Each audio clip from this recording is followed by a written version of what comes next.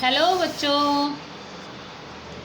आप सभी बच्चे लॉकडाउन में घर पे बोर हो रहे होंगे क्योंकि सभी स्कूल काफ़ी दिनों से बंद हैं। इसीलिए मैंने सोचा क्यों ना बच्चों को घर पर उनका मनोरंजन किया जाए।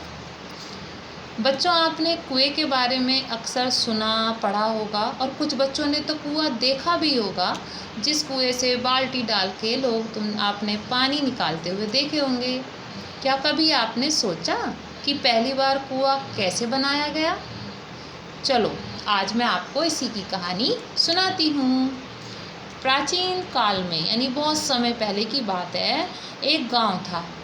उसमें एक ही पानी का तालाब था और उस तालाब से ही गांव के लोग अपने कार्य को पूरा करते थे और खेती का काम वर्षा से चलाते थे। यानी कि ना कुएं थे तब और ना ही नलकूप थे। एक साल वर्षा नहीं हुई तो जो तालाब था वो सूख गया और गांव के लोग बिना पानी के परेशान हो गए। यानी हर जगह सूखा पड़ गई, पेड़ पौधे सब सूख गए और गांव के लोग बहुत परेशान हो गए। तो वो सहायता के लिए अपने राजा के पास गए। राजा ने जब अपनी प्रजा का ये हाल देखा तो वो बहुत परेशान हो गया। उसने अपने राज्य के विद्वान लोगों को बुलाया, उनसे मंत्रणा की कि अब मैं क्या करूं, अपने लोगों की मदद कैसे करूं। तो उसने अपने 4 सैनिकों को बुलाया और उनको चारों दिशाओं में पानी की खोज के लिए भेज दिया। यानी कि 4 सैनिक थे। एक सैनिक को पूर्व दिशा में भेजा, एक को पश्चिम में, एक को उत्तर में और एक को दक्षिण दिशा में भेजा कि आप जाइए और देखिए कि आप क्या कुछ हमारे गांव से, हमारे राज्य से बाहर कोई नदी तालाब हो तो हम वहां पर से पानी की व्यवस्था कर सकें। अपने अपने रथ पर चारों सैनिक पूरे दिन पानी की तलाश के लिए दौड़ने लगे। सुबह से ही निकल गए, दोपहर हो गया और कहीं भी लेकिन उनको पानी का कोई तालाब नदी नहीं मिली। उन्होंने बहुत ढूंढा इधर उधर चारों दिशाओं में, चारों लोगों ने, लेकिन कोई पानी का स्रोत उनको नहीं मिला। उन चारों में से 3 सैनिक बहुत जल्दी ही हार मान गए, थक गए और लौट के आ गए और अब आकर राजा से बोले कि हमें पानी का कोई स्रोत नहीं मिला। परंतु जो चौथा सैनिक था वो दृढ़ संकल्प व्यक्ति था, उसने हार नहीं मानी। कुछ लोग होते हैं वो बहुत जल्दी हार मान लेते हैं, लेकिन कुछ होते हैं जिनकी मन में जो ठान लेते हैं वो करके ही छोड़ते हैं। उसने सोचा कि भाई मुझे अपने राजा की आज्ञा का पालन भी हर हाल में करना है और मैं अगर ये काम नहीं करूँगा तो मेरे जो प्यासे गांव के लोग हैं वो भी परेशान रहेंगे, प्यासे ही मर जाएंगे। तो इसलिए उसने हार नहीं मानी और वो लगातार अपने रथ को दौड़ाता रहा। अंत में उसे एक हरा भरा मैदान मिला, वहाँ एक पेड़ के नीचे बैठ गया। तभी एक बूढ़ी औरत उसके पास आई। उस बूढ़ी औरत ने उस सैनिक से पूछा कि क्या बात है बेटे, तुम कुछ उदास दिखाई दे रहे हो। उस बूढ़ी महिला ने जब उससे पूछा तो उसने अपनी समस्या बताई कि मैं दूसरे राज्य से आया हूँ और हमारे यहाँ सूखा पड़ा हुआ है, हमारे राज्य में बारिश नहीं हुई है, वहाँ पानी की एक एक बूंद के लिए हम लोग बहुत तरस रहे हैं। यह सुनकर वह वृद्ध महिला उसे अपने साथ ले गई एक ऐसे स्थान पर जहाँ बर्फ़ ही बर्फ़ थी। बर्फ़ के उस हिमखंड पे ले जाके बोली, बेटे हमारे राज्य में ना नदी है ना तालाब है, लेकिन हाँ ये है, इसे आप ले जाओ और इसे ले जाने से आपके जो राज्य है, आपका जो गांव है, उसमें कभी पानी की समस्या नहीं होगी।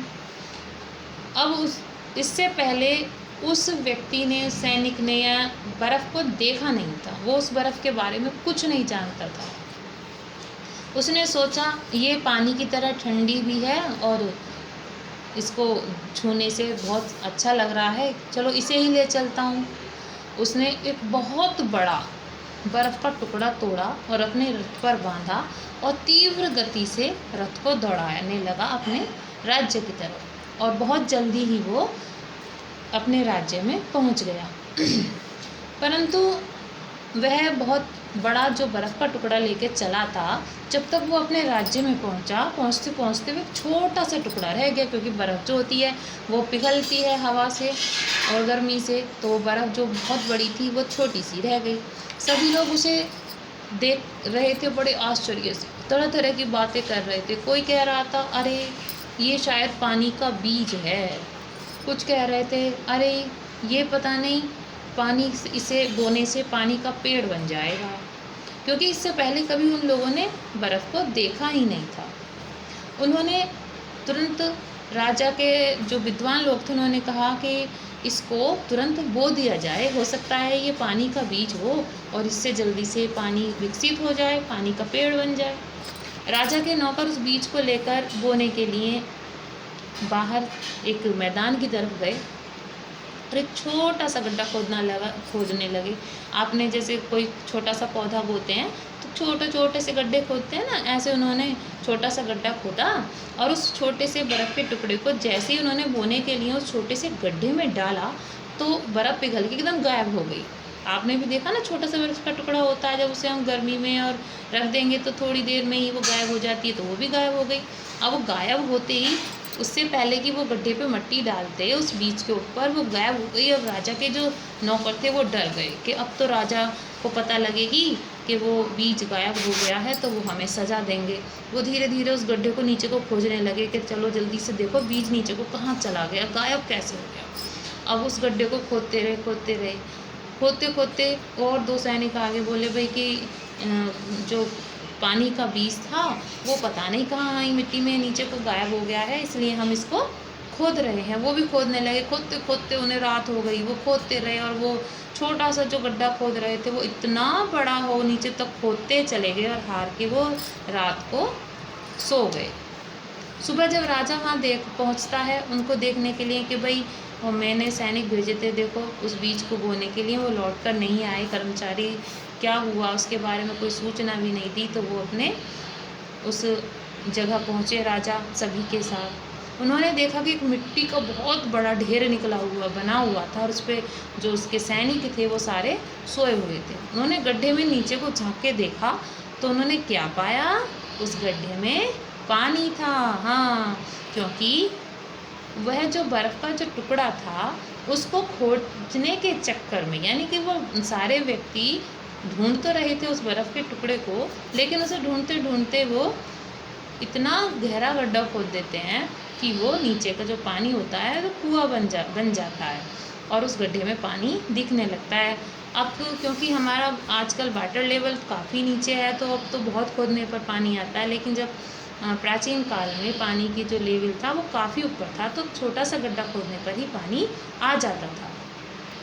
इस तरह सभी लोग उस पानी को देखकर बहुत खुश हुए कि अरे ये वो जो बीज बोया था उससे देखो पानी नीचे कितना विकसित हो गया, और वो खुशी से झूम उठे। इस प्रकार हमारा पहला कुआं बना। तो बच्चों, आपको ये कहानी कैसी लगी? अच्छी? हाँ, देखो इससे हमारी जानकारी भी बढ़ती है और साथ में हमें अच्छा भी लगता है। तो जब तक कि हम अपनी पढ़ाई स्टार्ट करें दोबारा से, पढ़ने के साथ साथ क्यों ना हम मज़ेदार अच्छी ज्ञानवर्धक कहानियाँ सुने। और अगर आपको अच्छा लगे या आप कोई किसी और विषय पर कहानी सुनना चाहते हैं तो मुझे कमेंट करें और अपने साथियों को भी ये कहानी शेयर करें ताकि वो भी इन बोरिंग लॉकडाउन में खूब मज़े से नई नई कहानियाँ देखें और सुनें। That's all, bye.